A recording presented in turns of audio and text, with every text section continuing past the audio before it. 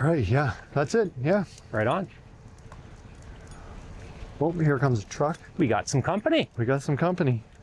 I think it's funny when we've had a bunch of cars stop and like wave and talk, and I'm like, no, we're like, I'm not doing something here. Yeah. Yeah, Thank you, but we're doing something. Yeah.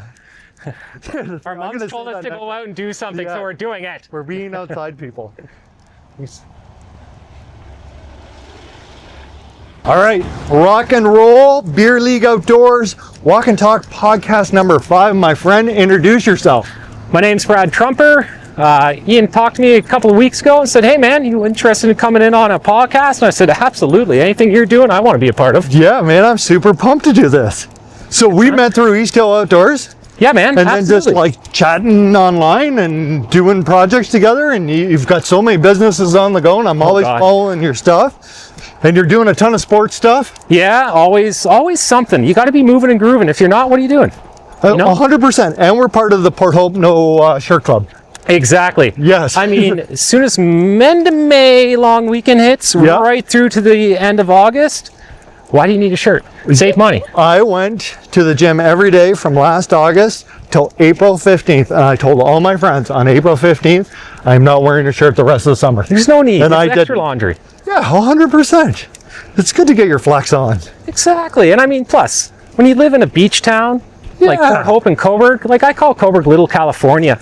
When I was in California working all the time, it was beautiful. It was like Coburg. You go downtown, you've got a beautiful beach, you've got beautiful stores, and then you come back to Coburg, all the rain pushes north of the 401. It's like California. It's unreal. You know what?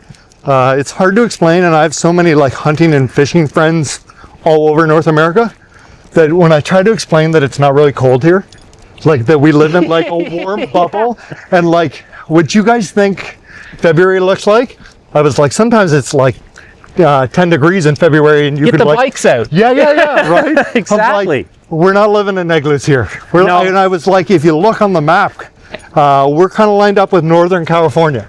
So there's a huge chunk of the United States who's way north of us. Well, you even take a look at Windsor. You've got Windsor at the top tip of like California right there. It's insane. Like Windsor's the Florida of Ontario. So if you're from like Wisconsin or Minnesota or North Dakota, you're way farther north than we are. Absolutely. And we have the bubble. We don't have pet beavers. We have pet dogs. Just like everybody else. Just like everybody else. I've never been in a dog sled. Never. So like, and I've never even had an igloo. I couldn't build an igloo if my life depended on it. No, that's too much math for me. So you've done a ton of stuff. Couple of things. Way more things than I even like can think of. But since I'm a huge sports fan, last year I watched a bunch of Blue Jay games. I had to watch you every match. In fact, a couple times I texted you, and I'm like, how many hot dogs did you eat this game? Yeah, exactly. So here, last year I went to a game, and I sat just behind where your seats were. And I noticed Mr. Giddy Lee had seats just off camera to the right. Yeah, right beside us almost. That's pretty cool. Yeah, we sat with him a couple of times. I mean, the Jays are great. I'm not going to lie. I bought my tickets for the first time when they reopened the stadium. I had tickets behind, and they said, hey, listen, those are gone because we did renovations. And those seats are actually eliminated. So you got to pick somewhere else. So I said, screw it. You know what? I love this game. I love Toronto sports. Let's go for it. So I got the 2 seats down in the TD Club section. And it worked out great for the first year. You know, they've got 82 games a season it's crazy. at home. It's a lot, where you've got Leafs and Raptors with 42, 44, let's say. So managing it was insane. So I made a bonehead move at the end of last season. Decided, you know what? I'm going to sell these tickets to the guy that's been bothering me for this season coming up. And now they're awesome. You know, let's talk about bad moves. That's a bad move. So I love baseball. I love the history of baseball. My wallpaper on my phone is Mickey Mantle. He's my favorite baseball player. I've been to Yankee Stadium. I've seen the tour of behind the stuff. Oh, I'd always love to do that. Never been there. That is like, it's so the coolest thing about Yankee Stadium is you walk through this cathedral in the front, and they tell you in the tour that it's the largest cathedral at any sports venue in the world. That's cool. When you look down one side, I can't even explain how big the flags are. But they're long vertical flags, and one side's like Garrick, DiMaggio, Mantle, Yogi Berra. And then when you turn from the other angle, it's like Mattingly, O'Neill, Jeter. Everything. I got chills just thinking about it. So I mean, they're the Yankees for a reason. Oh, dude, like, two things that really stand out to me.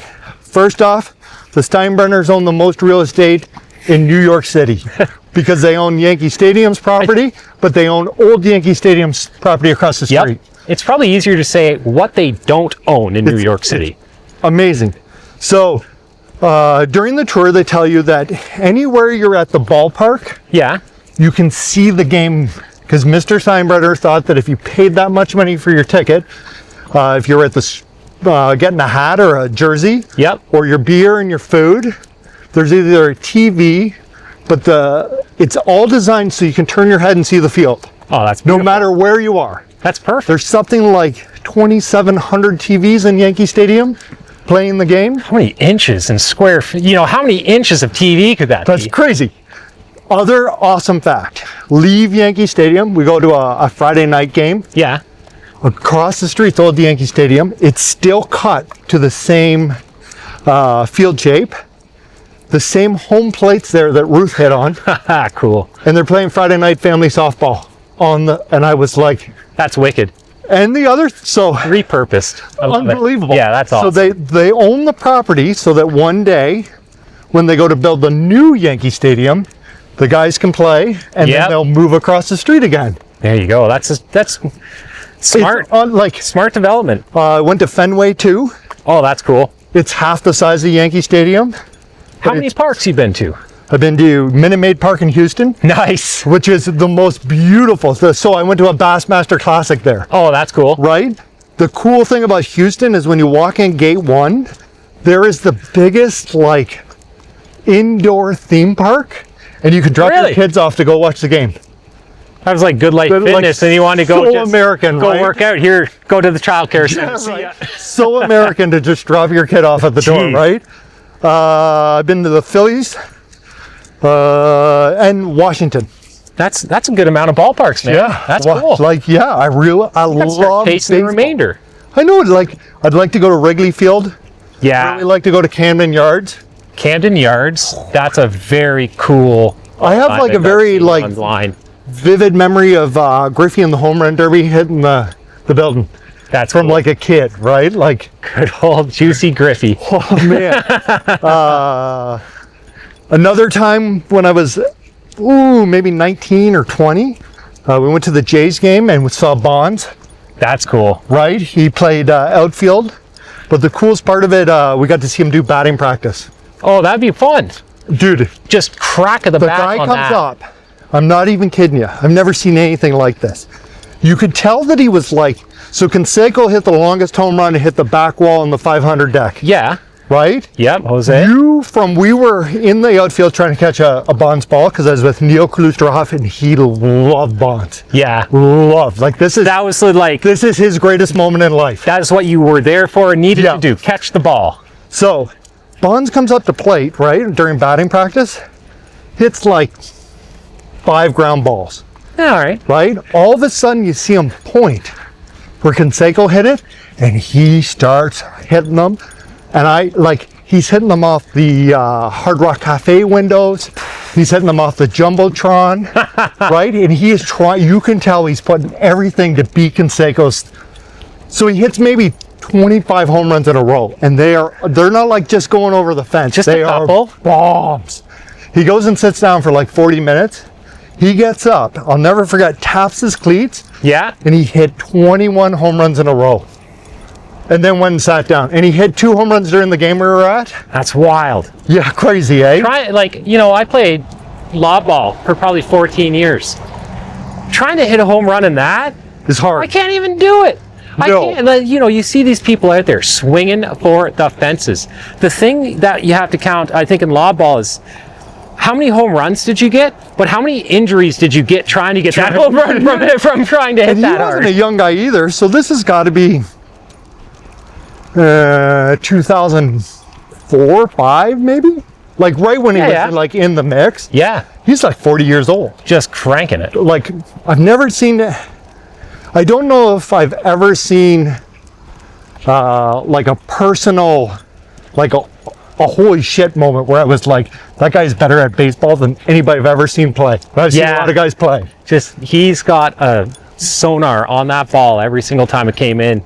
It was wild to watch that man swing. The other player that I'm going to say that I was thoroughly impressed with is when I was a really young kid, I got to go see the Argos because we used to have season tickets. That's cool. And I got to see Rocket Ishmael. Yeah, eh? Like you could tell that kid was way better than the rest of them too because he'd punt, return, everything. Why is he in the CFL? Yeah, right? And the cool part is that's when Gretzky and McNeil and John Candy owned the Argos. Yeah. I got to see John Candy.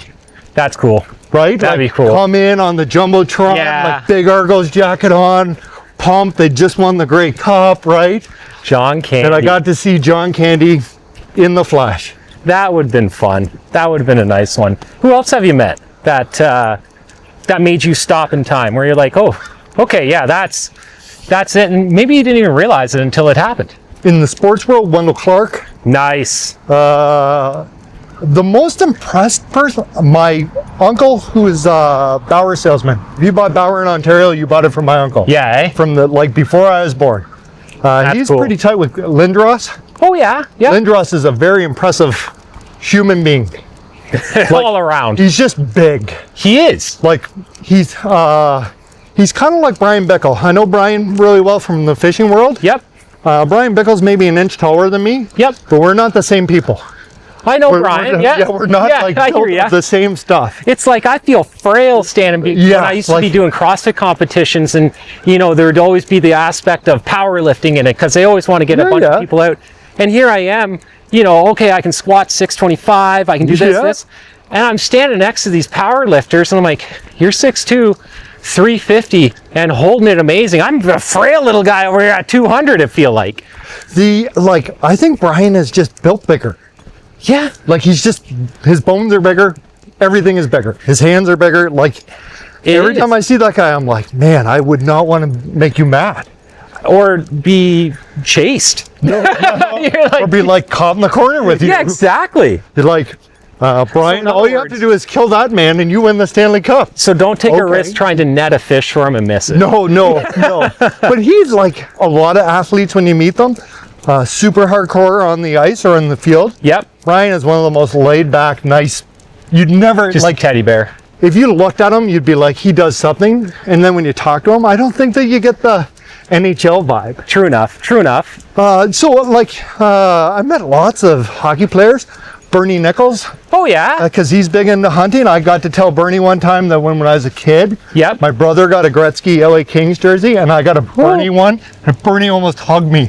Right? He's like, that's the best decision you've ever made, right? Thank you. I was like, yeah, Bernie. I'll go look for that royalty check. Yeah, that's right. I was like 76 goal guy, right? Fuck, I gotta. It's good. Okay, cool. I was gonna say, I got a story for you about people that you meet and don't even realize you're meeting them until your foot's in your mouth fully. Okay. So here we are one time back in probably 2019. Okay. My buddy messages me, the guy that kind of got me into the Leafs and Raptors stuff. And he says, listen, man, I've got a smoking deal on a box tonight. It can hold 12 people. Do you want it for a Leafs game? Okay. I said, you know what? Yeah, I do. I'll take it. So we were all sitting down at a bar in Coburg. I think it was the Ale House at the time. Okay. So we actually literally just said, what are we going to do tonight? This message comes through. Yeah. Like Wolf of Wall Street. It's like, it's hot across my desk and I wanted to give you a call. So I said, okay, I'll take them.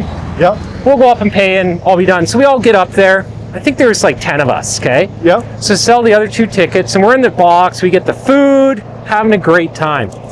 So I'm up getting a drink and getting some food, and this guy walks in the door. Okay. And he's not like dressed up or anything, just kind of business casual. I was like, oh, sorry, man, like it's private box tonight, like can't be in here. I should also preface the story with, I never played hockey growing up. Okay. I'm just a fan. Yeah. So here this guy is, he's like, he laughs at me and goes, ha ha ha, okay, whatever, I get it. I was like, no, like seriously, man, we're just trying to have a nice night. It's a private box, like you can't be in here.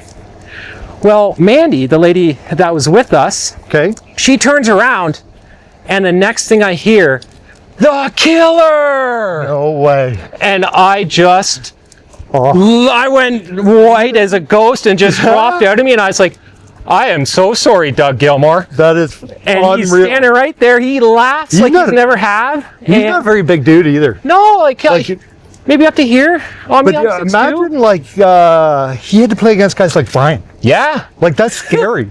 Dude, like, well, I mean, he's got a nickname for a reason. 100%. So there like a warrior. That guy's a warrior. Yeah, and then after his assistant walks in, it's like, hey guys, Doug Gilmore's here. It's like, where were you 5 minutes ago? Yeah. I'm here with my foot fully in my mouth, kicking him out of the box. That's funny. So he sits down, we get pictures. He signed about like 20 pucks or something like that for us and sent on. And I was like, yeah, I'm never going to be allowed back in this building again. He's going to have me banned. And then sure enough, the next year or two, I got season tickets for them. And it was like, oh.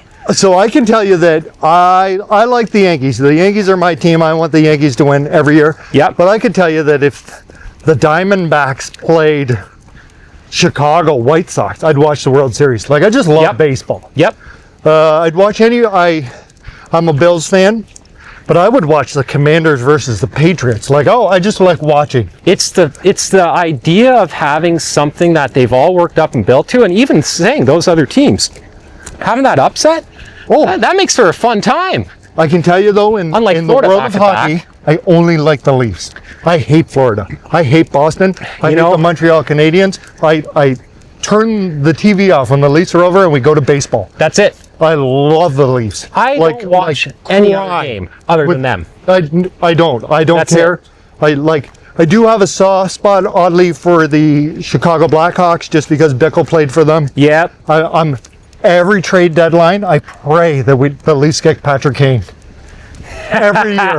Yeah. And they all get so mad at me because they're like, this is the 5th year in a row. We're not listening to this anymore. I'm like, it's got to happen. Patrick Kane is the missing piece. Man. Right? He's a winner. He knows how to win. And Toronto's on the up and up right now. I mean, like, look at Tavares. He just did a nice move for not touching salary cap. You know what? I was kind of mad at Tavares until he signed that contract. And I was like, you're welcome. Like, you can stay forever. He's got his head on his shoulders. Like, that's such a great move. So, Marner just pulled the Sundin. Sundin doesn't hang out at the Air Canada Centre or Scotiabank Arena like Gilmore and Clark. No, and like our seats are right basically 6 rows or so back from Ty Domi's seats. Right. And like you see all these guys there supporting. But what's supporting Sundin had an opportunity at the trade deadline to get moved along. And he said no, and then the next season he held out till February and became a Vancouver Canuck. Yeah, he did. Yes, he did. The Leaf Nation does not love Sundin like they love Clark, who begged to come back every chance he got. Exactly. I remember. It's like Tanev. He's like, I want to play for the Leafs. Like, I'm dying here as a Leaf. But by Tavares taking half of what he could have got on the open market, you can stay forever. Exactly.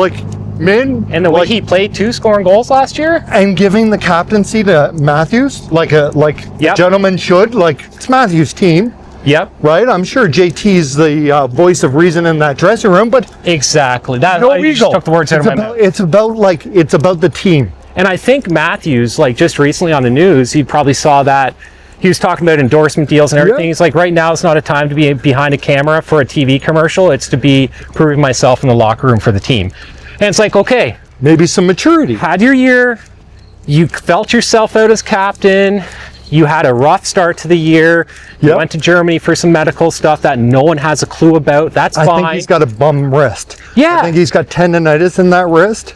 Because I had tendonitis in my wrist, and I could do everything except hold a hockey stick. Yeah. And I couldn't shoot, and it hurt to pass. And I was like, that's what's wrong with that guy. Like, I'm telling you, that's the pain. He's got that going on, plus whatever else, becoming a new captain. But I think this year, he's going to hopefully sit in to a captain's and actually set plays. Because everybody forgets, captains are not your goal scorers. No. Captains are your play setters, team motivator, and a lot of that. Once again, I never played hockey. Okay. I never did. I played a lot of hockey. But, you know, I've probably watched more hockey in the last 6 years in person than I can shake a stick at. And when you watch the guys play, in the building and how they act on commercial breaks. That's something that you don't get on TV to know those players and how those players do. And like Willie, you know, he's an interesting fellow.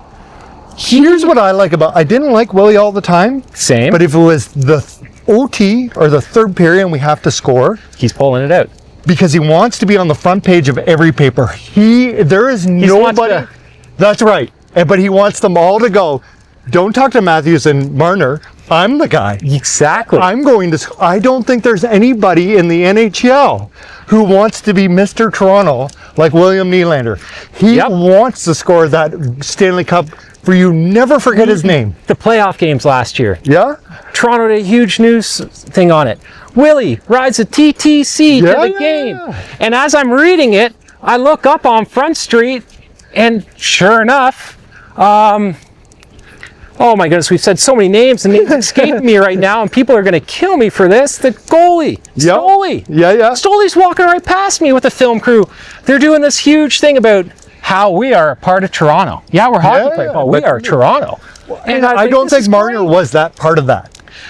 Marner. He's like, I think that he's the poison. I also feel a lot better because I guess so the year before the Capitals won the Cup, they were President Trophy's winner and a way better team. They lost a couple players and digressed, but then they like played as a team instead of maybe this is what's maybe the team's not just Ovechkin. No, and like our team's not Marner.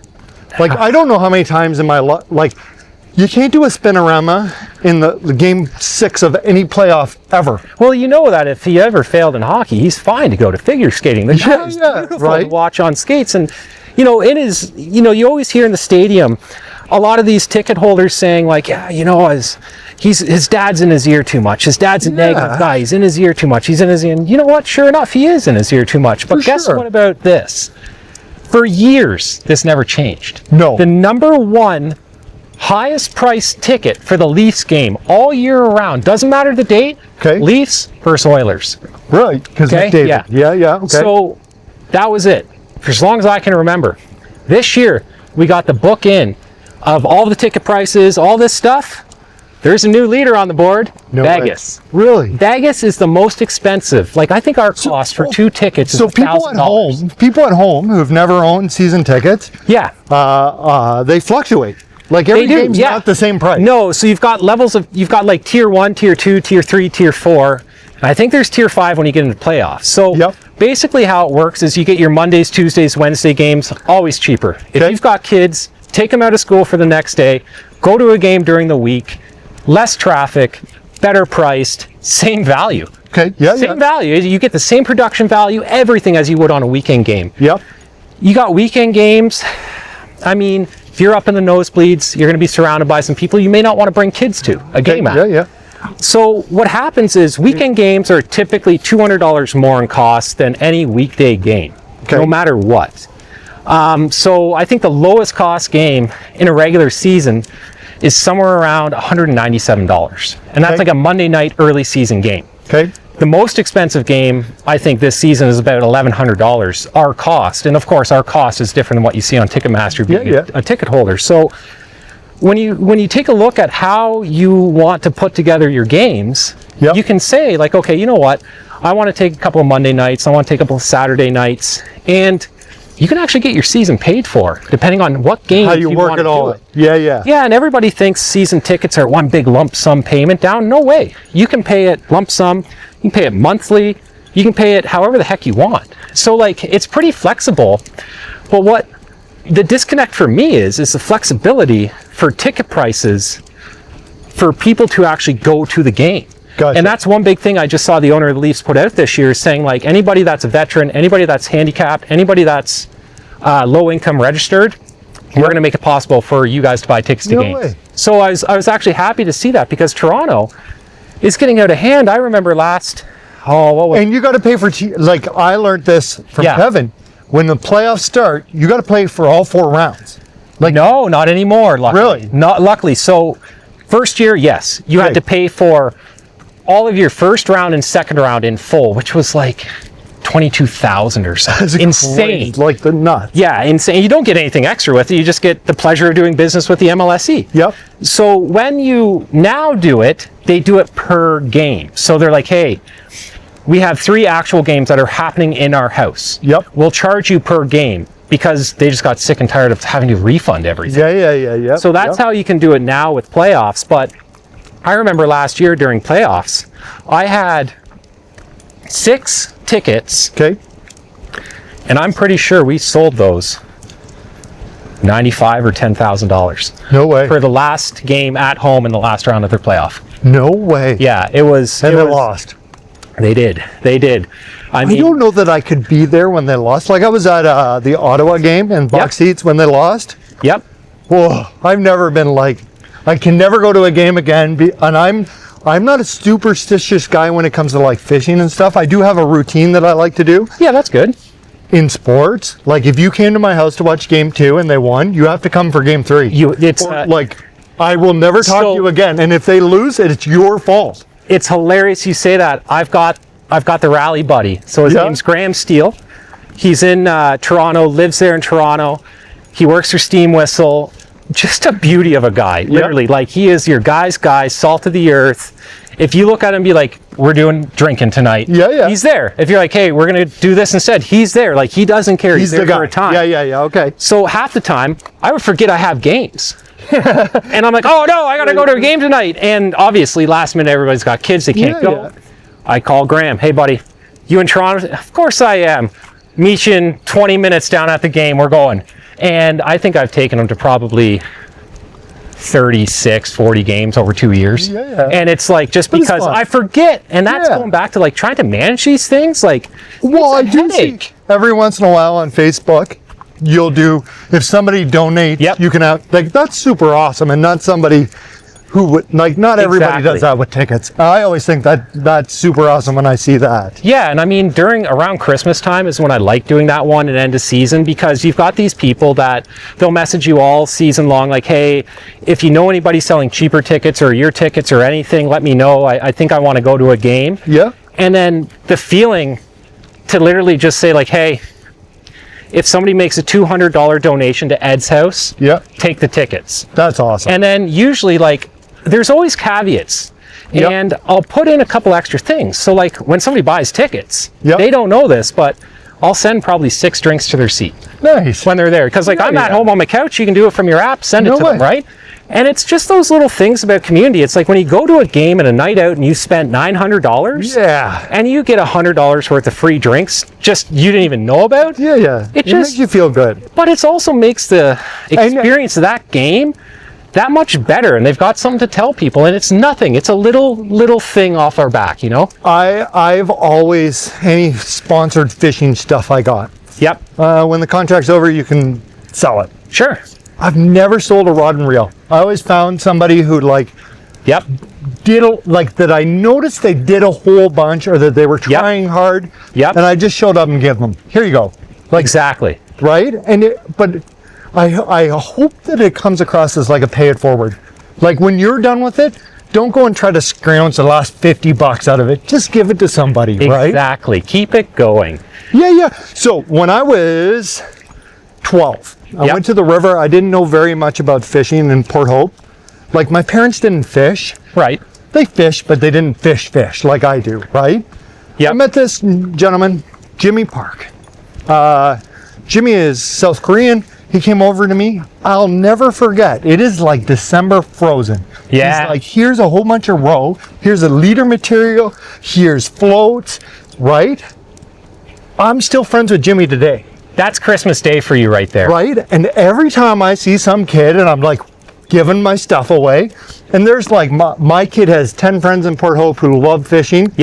They come to my house to steal off my wall. And I love it, right? Like, you can have whatever you want. You need a rod, just take it. It's better than I'm going into the liquor cabinet 100%. And taking things like that. But for 30 years, every time something like that happens, I think about Jimmy. I text him. And I'm like, dude, it's because of you. That's wicked. Right? Like, paying it forward goes a long way. That's the biggest thing. And I mean, being able to show somebody that you care about them, even though you don't know them. It's like, that's just humanity. And there's been a lot of things lost, especially humanity over the last couple of years. Like, you go to these games, and sure enough, you will see people start fighting over, you didn't move your knees out of my way. And it's like, what happened to humanity? Or you're driving your car down the road, and we've all done this. You turn left, you take the corner a little too tight, and maybe somebody's coming to the stop sign and you're kind of cutting it tight on them and they have to stop early. It's like people, you see videos all the time getting out and losing their mind because they just wronged me. I need to get my justice. It's like, what about humanity? We're like, what about just being human? Everybody's safe. Like, I even like, when I'm on my walks, I say hello to everyone.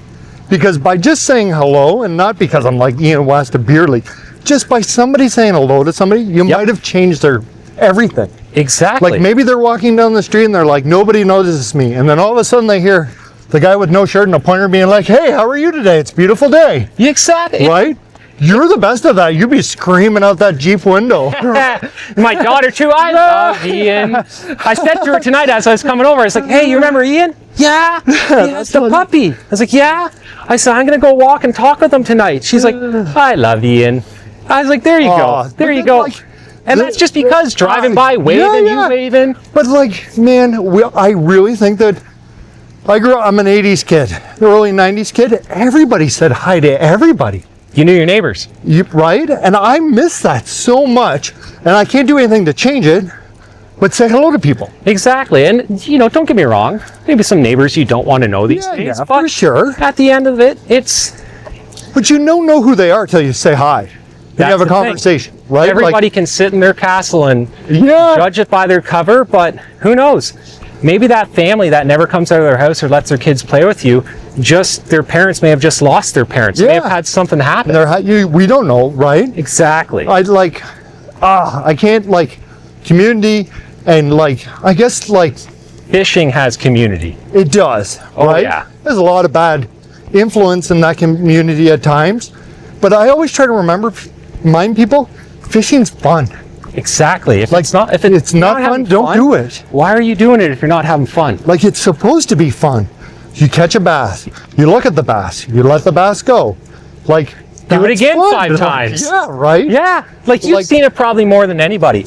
Yeah. That kid gets a bass out and thumbs it, and he's just shaking in excitement like you're like one of the guys when you thumb a bass. That's a big deal. Exactly. Right? Like, and I think that sometimes we just miss that in today's world. We're all consumed by so much that's going on and have to have this and have to that. Like the things what really makes people happy. I got to get a new truck. Yeah. No, competition is the killer of all happiness when it comes to that. It's comparison too.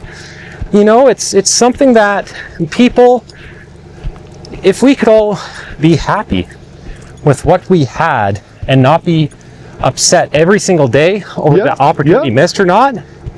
I think like it's that simple. I think we've complicated this world so much, right? Yeah. I think that like cell phones and social media problems, and like it's beautiful for a lot of things, but I see a lot of older people on social media comparing a lot of different things and. You're in your 60s, 70s. Why are you getting depressed on looking at other things? Yeah. You should be enjoying your time. Well, and that's what, I try with my social media to be as open as I can. Yeah, I love my stories sometimes and being like, I'm having a rotten day. Yep. I hope you have a great day because this one sucks and I don't want to deal with any of this. And my life's not perfect. I hope you have better success today than me. Exactly. That's the truth. We're all a team, some way or another. Yeah, and we're all connected. Like, in a strange way, but the world's not a very big place. Man, I can tell you that. I was in Hong Kong. Sorry, not Hong Kong. Shanghai one time, in an airport. And I thought my eyes were playing jokes on me. Saw a guy that I know from Coburg in there, in Shanghai.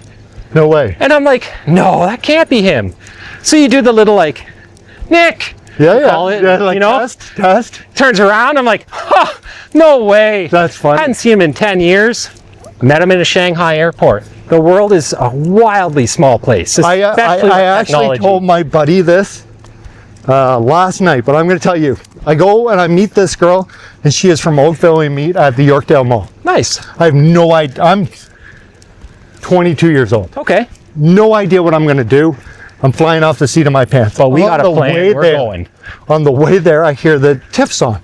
Yeah. So we meet up, and then she's like, what are we going to do? And I was like, how about we grab the subway? We'll go downtown. And let's just try to meet a famous person. There you go. Right? So we're pubbing it up and going. 2 a.m, right? Downtown, somewhere real close to the Royal York. Okay, yeah. Right? We're like underground, and all of a sudden the doors start becoming gold. Oh, right? Yeah.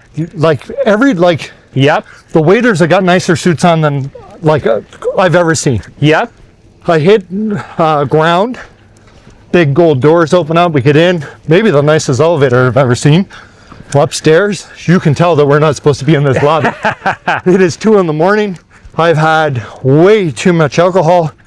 We're walking through the lobby like this, and I'm like, I'm really sorry we didn't get to meet somebody famous. Really great effort. And she's saying, oh, I had a great time. We walk, the doorman holds the door for us. We walk outside. Limo pulls up. This has got like 2,000 somewhere in there. Yeah. Guess who gets out of the car? Who's that? Brad Pitt. No, eh? Right? Long hair legends of the fall. And I'm like, yes. Just as you thought it was done. The most humble, coolest guy. I took pictures on like an old snap phone. Yeah. I explained to him what we were doing, and he's like, well, am I famous enough for you? I was like, you'll do just fine. Here's the kicker though. So my buddy says, what happened to the girl? I said, we went back to the car, Tim Hortons, chatted a little bit, and we went our separate ways. Me back to Port Hope, her back to big city life. Yeah. And he's like, what happened after that? I was like, I never called her again. He's like, why? And I was like, because I'll never top Brad Pitt. I will not top that. So I was like, was my choices. And I thought about this on the way home. You can message her, and probably in 6 months, she'll be really annoyed with me, and she'll only remember that. Or I just secretly don't talk to her again. I'm the guy who introduced her to Brad Pitt, and I live in like legend status forever. That's when you're like, this is my old buddy here. Right? I was like, no, I can't talk to her. I'll never outdo Brad Pitt again, like ever. Who are we going to run into? George Clooney? That's hilarious you say that. You know, you've probably seen these videos, and that's a wild one, man. Brad Pitt, that's a good one. It was great. And you've probably seen these videos on social where you see these two out on a date. Yeah. You know it's their first date. Well, recently I saw that, and I think I may have helped this guy feel the way you did. Okay. Now, not by status or anything. I was walking past him, and I could tell it was a first date. I knew it. Yep. And I walked past, and I leaned down. I was like, dude, I just want to say thank you so much for yesterday when I was in here getting breakfast. Thanks for covering my bill, man. I really appreciate that. Wingman to the... And I said to him, I was like, I got your bill covered today for you both. Way. And he just looks up and goes, not a problem, buddy. Anything for you, my man. Love you. I just, no problem, bud. Walk out. Sure enough, I go back. This place in Toronto I used to go to, Laundercraft. Yeah. And I go back probably 6 months later. They're sitting there having a brunch. Yeah. I was like, all right, cool. I remember it, but I just did my thing, leave it alone. Yeah. She comes over to me as they're leaving and goes, if it wasn't for you, it wasn't going to happen. And I know the full story. So it was just one of those moments where I was like, that's awesome. Good for you guys. There's an episode of Anthony Bourdain. And Anthony Bourdain changed my life. Same here. So they were in Charleston, South Carolina. And it is like the ultimate... If there was ever a hunting fishing show disguised as that, they go to the Waffle House. Yep. But you know what? In there, it's about, what's his name? I will just watch that episode. Oh my gosh, they run into from Ghostbusters. I don't know why my brain just blanked on me. Oh. Like OG. Yes. Bill Murray. Yes, yeah. It's like Caddyshack or... Right? I was like, that one. Yeah, that guy. I learned that guy goes to people's weddings. Yeah. He has people over to his house at hey, let's go after the bar to my place. And it's just a regular, he gets a wedding invitation, he goes. Yeah. But he spends all day when he's not doing things he likes, just being nice to people. Exactly. I mean, there comes a point in time, I guess, in life for somebody as such, like Bill Murray. you probably don't have to wake up and think, okay, do I have a job today? Am I going to make enough money today? Am I going to do this? That man gets to wake up and go, I have so many different ways I can spend my day, and he chooses to do that. Out of everything else he could do anything. Yeah. Anything. That's what he chooses to do. It's amazing. But like, that is a big, like, it sounds kind of like, that's huge. Yeah. Like, there's a guy who doesn't have to do any of this ever. He could go to his castle, lock the door, shut the gate, go home. Doesn't have to be in movies, doesn't have to, but he does super cool things. Like, I watched a documentary and they were talking about all the thousands of photos he's in. Yeah. Where he's just in the background. He's just like hanging out. Right? Yeah, like just photo bombing. Tom Hanks, I saw a picture too where the kid passed out of the bar. Oh, yeah. And he took a picture, a selfie, and the kid had no idea. It's like met Tom Hanks, you'll never remember. That kind of stuff is the coolest thing about, like, those are the memories that stick out for me. Not like a bass I caught or a deer. I've got a good fishing one, actually. Let's hear it. So I took public relations and communications when I was in school, and one of our things was find somebody in a profession that you like and try and sit down and interview them on film. Okay. So, all these people are like, oh, I'll just do this, professor, I'll do this, I'll do that. I was like, for once in my schooling, I was like, I want to do this. Okay. How can I do this? So at the time, WFN never left my TV in Sudbury. Okay. I was fishing Lake Ramsey, the Vermilion, Nipissing, like every chance I got. No power, literally a toboggan, hand auger. Okay. And a hand auger on Lake Ramsey in February. That's like 24 inches of ice. Well, I was thinking that too. So I was like, I need to find a fishing guy. So one night I went on Dave Mercer's Facts of Fishing. Way. I reached out and I said, hey, I'm in college. This is what I'm doing. I see that you have a book signing at Bass Pro. I'm going to be coming to that. Wonder if I can sit down with Dave for 5 minutes after and interview him. Yeah. Got an email back like 3 hours later. Hey, Dave loves the idea. Absolutely. Do this, and you'll be able to interview him. Cool. I remember going up there, shaking. Yeah. Going, oh my goodness, like what? I had questions. I don't even know what I'm going to ask him anymore. I just want to talk to him about fishing. Yeah. And my dad looks at me and he goes, Bud, then do that. Yeah. I was like, but it's my assignment. He's like, listen, you're going to meet Dave Mercer. He right now is one of your idols. Yeah. Why not just sit down and talk to him the way you want to talk to him and have that time with him? Because that's going to show through in your video more than, how did you do this? How did you do that? Yeah. And I was like, you know what? Cool. No, yeah, you're right. Got in the room, met him. Sure enough, forgot the plan. Asked him my first question off the sheet. And then I was like, nope. Remember what Dad said? Just talk to him. Right from there, we just started talking. That 5 minutes turned into 2.5 hours. No way. Yeah. So we had it all on film. Didn't know what to do with it. Sent it to my professor and was like, listen, I'm not editing this 2.5 hour interview. Yeah. Just take it. And if you want to give me a 0, give me a 0. I don't care. I had the best time of my life. That's crazy. And he's like, Brad, that's exactly what I want to see and hear in these things, that you had the best time of your life because you're in the right, stream of education or whatever he said at the time. Yep. He's like, and if you loved doing that, that is truly what you're going to school for to do at the end of it. No way. Now, have I done anything like that since the end of school? No, I have not. This would probably be one of my first podcasts since. So, like here, I've learned so many things from, like, it took me 20 years to get to this point where I understood this business and how things work. So I'm going to tell you, I got one, the 100th Fear Fishing Experiment. Yeah? Right? I wanted Bob Izumi to be on. Bobby. Right? And I love Bob. I just talked to Bob for an hour a couple of weeks ago at the Thousand Island Open. Nice. And I've never had a conversation with that man where I didn't learn something about the business side. Like he didn't tell me what to do, but he always gave me when I did talk to him, he gave me a little bit of the juice. He's like the Canadian Michael Jordan of fishing in a sense, from at least from my view, because you've got all these one to make it mainstream. Exactly. He's the only, he was in everybody's house. Yep. And it's because man, that guy just knows the right thing to say. And he was a joke. Everybody, what are you, Bob Izumi catching that? There's everything that. So he almost had it like when people go skidooing on a Yamaha on the weekends, like you wanted to be Bob Izumi because he was like the only angler in Canada. Exactly. Like he's the guy. Yeah. So I made a huge mistake as a young person, and I thought I had Bob locked in because he'd done the show before, and I asked somebody else to ask him. That person came back to me and said, Bob said no. Right? Right. And I was like, oh my God. Like that's the first time I'd ever heard no. Like a flat out no explanation, no. Right?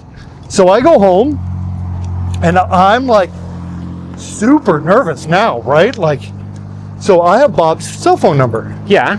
In my head, I was going to call the number. He was not going to answer, and I was going to leave a message. Right. He answers the phone, Mr. Ian West, I've been expecting your call. Right? And I kind of choked on my tongue, and I said, Bob, I heard you don't want to do the show. And he was like, no, it's not that I didn't want to do the show, but he's like,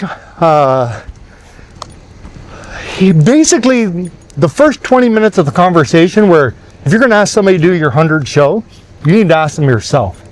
True enough. And I didn't think anything of this, right? Like right? But so Bob and I talk on the phone for 2 hours. I hear him, the microwave ding, and him reset it at least 15 times during the conversation. But Bob tells you every story, like Bob just goes. Yeah. I honest to God, I think that you could give Mr. Izumi a podcast and he could talk 12 hours a day, every day, for the next 10 years. He doesn't have a podcast, right? No, he should though. This is the official call out to Bob Izumi. I want Bob to walk and talk. Yeah, this is the official call out, I think, to Bob Izumi. I'll let you finish it if you got to ask him directly. I'll have to call him. Yeah. So at the end of our conversation, I feel so much better. And Bob goes, I'll give you 15 minutes. Let me know when to do it. Yep. Bob gets on there live. The guy knocks out an hour and a half. He tells every great story. But like, that's part of like the education to get here. Yeah. To know that, like, you don't know until you know. Exactly. Right? It's like, that's how I met you at East Hill. Yeah. Getting into shooting, getting into long range, getting into PRC, building different things, building this. But you gotta ask. There's no stupid questions. No, there's so much wealth of knowledge that Bob sees that, like, listen, I want to pass this down because I want the sport to go. I want this to 100%. thrive. I need it to.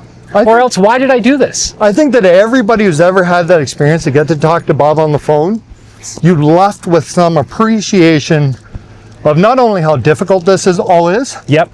but like how awesome it can be. Like he really is the cream of the crop when it comes to like how to market fishing.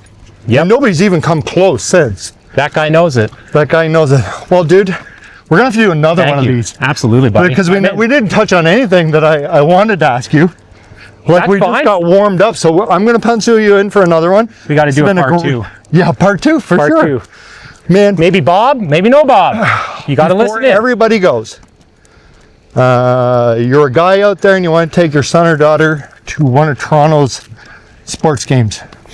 What's the best deal they can get? Best bang for your buck. Raptors, Leafs, Jays. It's a great question. Everybody loves the Leafs. Everybody likes to talk about the Raptors. And right now everybody loves Blue Jays. Yep. Obviously in the summertime, Blue Jays. Yep. 100% hands down. You go get a $40 ticket in a standing room. Your little ones, 3 years old, 6 years old, don't want to sit in a chair. Yep. You can do laps. They're sleeping the whole way home. You're watching the game. Yeah, I never thought about that. Wintertime, you see, I'll actually give it to people where I've given the tickets out. So I've given tickets for a Leafs game to one couple, and I gave tickets to them as well for a Raptors game. They are hardcore hockey fans. Basically, they came back and said, man, loved hockey, but I'll tell you, Raptors puts on a show. No. Raptors is entertaining, everything happening, it's fast, you feel more connected because there's no glass or walls up, and you're closer to the court. So I think Raptors, for sure, more budget friendly. You can get tickets for a Wednesday night game to the Raptors, $120. Yep. There's a good website you can go on called Karma Tickets. I don't have any affiliations or anything to it. He just runs one of the best businesses. His name's Jagger, and it's called karmatickets.com. Amazing prices, no fees, no nothing. He gets he gets that kids need to go to games. Yep. And that's what he's based it off of. He is like the owner of Savannah Bananas for tickets. Yeah. Okay. He puts kids and fans first. That's awesome. Yeah. But yeah, Raptors, 100% in the winter is your biggest bang for the buck to get them in the building. You can still see all the Leaf stuff hanging on the walls. Yep. You can still see all the banners hanging. And summertime, of course, Blue Jays.